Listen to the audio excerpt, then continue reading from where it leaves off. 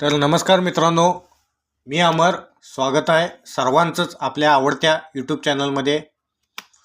तर आज आपण मित्रांनो बघायचं आहे की एक नवीन ट्रेडर ज्यावेळी शेअर मार्केटमध्ये एंट्री करतो किंवा शेअर मार्केट सुरू करतो त्यावेळी त्यानं कोणकोणत्या प्रिकॉशन्स घेतल्या पाहिजेत किंवा काय काय केलं पाहिजे आणि काय काय टाळलं पाहिजे याबद्दल आपण आज चर्चा करूया.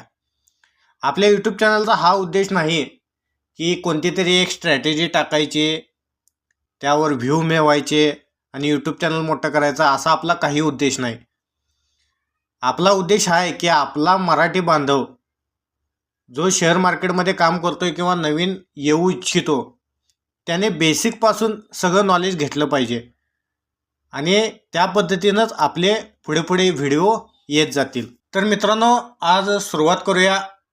पहिला प्रश्न आपल्यासमोर हा आहे की आपल्याला मार्केट कळालं कसं. प्रत्येकाला कुठून ना कुठून तरी मार्केट पहिल्यांदा शब्द ऐकू येतो.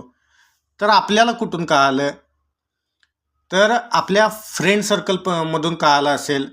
आपण शाळेमध्ये कॉलेजमध्ये शिक्षण घेतो, कोणी पोस्ट ग्रॅज्युएट असेल, कोणी MBA, कोणी BSc वगैरे काही पण असेल. आपल्या कॉलेजमध्ये वगैरे मित्रमैत्रिणी असतात, त्यांच्याकडून आपल्याला कळू शकतं. इनफॅक्ट MBAमध्ये आणि कॉमर्स फील्डमध्ये तर आपल्या सिलेबसमध्येच इन्क्लूड असतं शेअर मार्केट. दुसरं म्हटलं तर आपल्या फॅमिलीकडून आपला कोणीतरी रिलेटिव्ह, भले तो दूरचा असू दे, तो मार्केटमध्ये असेल, तो कधीतरी घरी आला, कधीतरी चर्चा झाली, तर तिथून आपल्याला शेअर मार्केट कळते. नाहीतर आपल्या घरातलेच कोणीतरी, आपला भाऊ, आपले वडील, आपली बहीण वगैरे कोणीतरी मार्केट करत असेल तर तिथून कळू शकतं आपल्याला मार्केट. तिसरा मुद्दा म्हटलं तर आपल्याला सोशल मीडियाकडून खूप सारी माहिती आजकाल मिळू शकते. आजकाल सगळं जे काय आहे सोशल मीडिया म्हणजे न्यूज चॅनलसारखं झालेलं आहे मित्रांनो. जर आपल्याला न्यूज माहीत करून घ्यायचे असतील तर आपल्याला सोशल मीडिया किंवा व्हॉट्सअपचं स्टेटस जरी बघितलं तरी आपल्याला सगळ्या न्यूज कळून जातात. अशी अवस्था सोशल मीडियाची आहे. बरं, असू दे, त्याबद्दल आपल्याला चर्चा करायची नाही आहे. तर आपल्याला सोशल मीडियाकडून पण शेअर मार्केटबद्दल माहिती मिळू शकते. सोशल मीडियामध्ये आपण काय घेतो याच्यावर डिपेंड आहे, कारण की खूप काही मिळतं तिथं. फक्त रील बघून टाईमपास करणारे पण भरपूर आहेत, पण आपण जर नॉलेजेबल काहीतरी त्यातून घ्यायचं म्हटलं तर ते पण आपण घेऊ शकतो.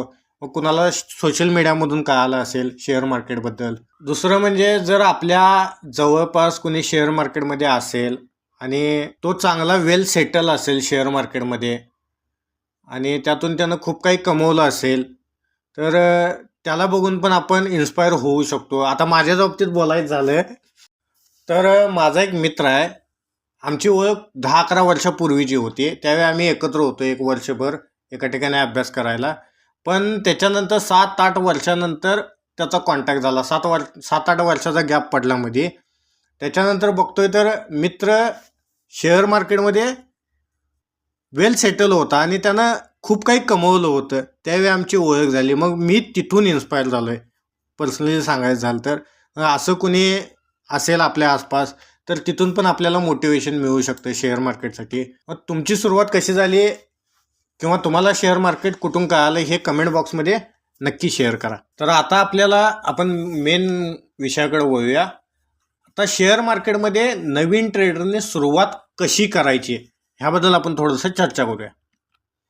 तर शेअर मार्केटमध्ये सुरुवात करण्यासाठी पहिल्यांदा आपल्याला लागतात पैसे. सगळ्यात महत्त्वाचं पैसे, कारण की पैसा हेच भांडवल आहे. यामध्ये काय कुठे काय रूम घ्यावी लागत नाही, कुठे काय रॉ मटेरियल नाही, कुठे काय मशीन टाकायचं नाही, काय नाही. फक्त आपल्याला पैशाने पैसा बनवायचा आहे. म्हणजे आपलं मेन बेसिक जे इन्व्हेस्टमेंट आहे ती पैसा आहे. त्याच्यानंतर आपल्याला लागते डीमॅट अकाउंट. डीमॅट अकाउंट काय असते मित्रांनो ते आपण पुढे बघूया. त्याच्यानंतर सगळ्यात महत्त्वाचं जे लागतं ते म्हणजे प्रॉपर नॉलेज. कुणाकडून तरी प्रॉपर गायडन्स लागतो आणि तो जो जे मिळालेलं नॉलेज आहे त्याच्यावर सारखं प्रॅक्टिस. आपण ऐकलं असेल प्रॅक्टिस मेक्स मॅन परफेक्ट. तुम्ही ऐकलं असेल ब्रूस लीचा एकदा इंटरव्ह्यू झाला होता, तर त्यानं त्याच्या इंटरव्ह्यूमध्ये सांगितलं होतं की मी अशा फायटरला कधीच घाबरत नाही की ज्याला 10,000 प्रकारचे किक येतात, पण तो अशा फायटरला घाबरतो ज्यानं एकच किक 10,000 वेळा प्रॅक्टिस केली असेल.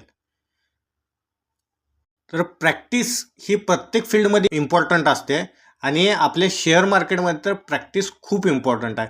पण ती प्रॅक्टिस करण्यासाठी कोणत्या गोष्टीची प्रॅक्टिस करायची त्यासाठी प्रॉपर नॉलेज पण तितकंच महत्त्वाचं आहे. तर आपल्याला शेअर मार्केटमध्ये काम करण्यासाठी मित्रांनो सगळ्यात महत्त्वाचं लागतं ते म्हणजे डीमॅट अकाउंट. आता डीमॅट अकाउंट म्हणजे काय, तर डीमॅट अकाउंटचा अर्थ हा आहे की डिमटेरियलाइज्ड अकाउंट. म्हणजे काय मित्रांनो, पूर्वी जुन्या काळात ज्यावेळी ऑनलाईन सेवा उपलब्ध नव्हत्या त्यावेळी ट्रेडिंग कसं व्हायचं, तर ते पेपर थ्रू व्हायचं. त्यामध्ये शेअर्स पण प्रत्येक शेअरचा पेपर असायचा. नंतर काय झालं, ते सगळे शेअर्स किंवा ते सगळं मार्केट ऑनलाईन चालू झालं. म्हणजे काय, ते जे पेपर शेअर होते ते सगळे डिजिटल झाले. म्हणजे काय, डिमटेरियलाइज्ड झाले. आणि त्या डिमटेरियलायझेशनमध्ये जे अकाउंट यूज केलं जातं त्यालाच आपण मित्रांनो काय म्हणतो, डीमॅट अकाउंट. तर मित्रांनो शेअर मार्केटमध्ये काम करताना आपल्याला जर शेअर्स घ्यायचे असतील किंवा FNOमध्ये किंवा कुठल्याही स्क्रिप्टमध्ये काम करायचं असेल तर ते आपण डायरेक्टली बँक अकाउंट थ्रू करू नाही शकत. शेअर मार्केटमध्ये डायरेक्टली बँक अकाउंट थ्रू पैसे इन्व्हेस्ट नाही करू शकत. त्यासाठी आपल्याला एका मीडियमची गरज असते आणि ते मीडियम म्हणजेच डीमॅट अकाउंट. तर हे डीमॅट अकाउंट जे आपण चालू करतो ते रजिस्टर करण्यासाठी आपल्याला एखाद्या ब्रोकरला रीच करावं लागतं. मग ब्रोकर म्हणजे काय असते मित्रांनो, तर ब्रोकर हा दुवा असतो. आपल्या एक्सचेंज म्हणजे NSE किंवा BSE किंवा कोणतेही एक्सचेंज आणि एक ट्रेडर ह्या दोघांच्या मध्ये एक दुवा म्हणजे ब्रोकर असतो. म्हणजे काय, आपण डायरेक्टली NSE आणि BSE थ्रू किंवा कुठल्याही एक्सचेंज थ्रू कॉन्ट्रॅक्ट किंवा शेअर्स बाय किंवा सेल करू नाही शकत. तर ते शेअर्स NSE BSE थ्रू ब्रोकरला प्रोव्हाइड केले जातात आणि ब्रोकर थ्रू आपण बाय किंवा सेल किंवा डिमांड आणि सप्लाय मॅनेज करायचं काम एक ब्रोकर करत असतो, असं थोडक्यात समजून घेऊ. दुसरा मुद्दा म्हटलं तर आपल्याला लागतं इन्व्हेस्ट करण्यासाठी पैसा, मनी. हेच आपलं भांडवल आहे आणि हेच आपलं प्रोडक्ट पण आहे. या शेअर मार्केटमध्ये पैसाच गुंतवायचा आहे आणि त्यातूनच पैसा मिळवायचा आहे. आणि त्याच्यानंतर सगळ्यात महत्त्वाचं म्हणजे प्रॉपर नॉलेज. मार्केटचं नॉलेज असलेली माणसं तर खूप आहेत, पण प्रॉपर नॉलेज असलेली माणसं या मार्केटमध्ये खूप कमी आहेत. म्हणून तुम्ही ऐकलं असशीला सेबीनं अनाऊन्स केलेलं आहे की मार्केटमध्ये 90% रिटेल ट्रेडर लॉस करतायत. ते का, तर त्यांच्याकडे प्रॉपर नॉलेज नाही आहे. हे एकमेव कारण आहे मित्रांनो. त्यामुळे आपल्याला लॉस करायचं नाही या मार्केटमध्ये. तर आपल्याला थोडं थोडं का असेना स्टेप बाय स्टेप पण प्रॉफिटमध्ये राहायचं आहे ह्या मार्केटमध्ये. तर आता ते नॉलेज मिळवण्यासाठी आपल्याला आपलं यूट्यूब चॅनल तर आहेच, त्याबद्दल काय वादच नाही. आपण स्टेप बाय स्टेप नॉलेज देणारच आहोत. पण त्यासोबत जर आपण म्हटलं तर बुक्स आपल्याला वाचावे लागतील मित्रांनो. कारण की जर आपल्याला एखादी कला किंवा कोणतंही नॉलेज मिळवायचं असेल तर त्याचा सगळ्यात चांगला सोर्स म्हटला तर ते काय असतं, बुक्स. तर मी इथं तुम्हाला 2 बेसिक नॉलेजसाठी बुक्स दिलेले आहेत. स्टीव्ह निसनचं एक जॅपनीज कॅन्डलस्टिक नावाचं बुक आहे, ते खरंच वाचा मित्रांनो. खूप चांगलं बुक आहे. म्हणजे कॅन्डलस्टिकची सुरुवात कशी झाली, काय काय झालं, जपानमध्ये त्याची सुरुवात झाली हे तर सगळ्यांना माहीतच आहे.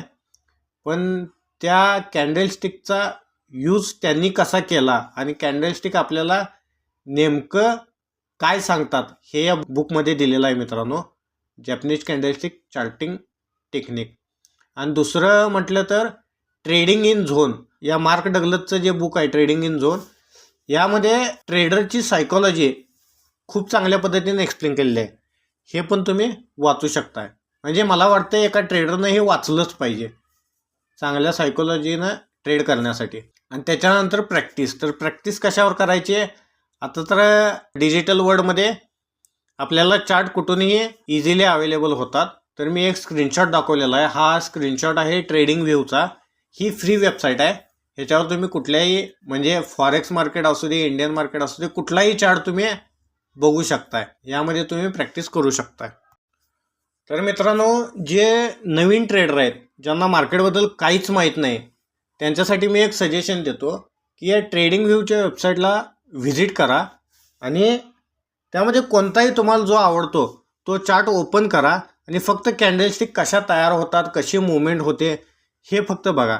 इथूनच आपल्या मार्केटची प्रत्येकाची सुरुवात होते आणि तुमची पण सुरुवात इथूनच व्हावा असं मला वाटतंय. तर मित्रांनो, हा व्हिडिओ खूप बेसिक इन्फॉर्मेशन होती. एका नवीन ट्रेडरसाठी जी गरजेची इन्फॉर्मेशन होती ती बेसिक इन्फॉर्मेशन होती. नवीन ट्रेडरला येणारे जे प्रॉब्लेम्स असतात हे आपण येणाऱ्या पुढील काही व्हिडिओमध्ये डिस्कस करणार आहे आणि त्याच्यावर काय सोल्युशन काढायचं हे सोल्युशन मी मित्रांनो देणार आहे येणाऱ्या सगळ्या व्हिडिओमध्ये. तर त्यासाठी आपल्या चॅनलशी कनेक्टेड राहा, चॅनलला सबस्क्राईब करा आणि व्हिडिओ आवडला तर लाईक करा. धन्यवाद मित्रांनो.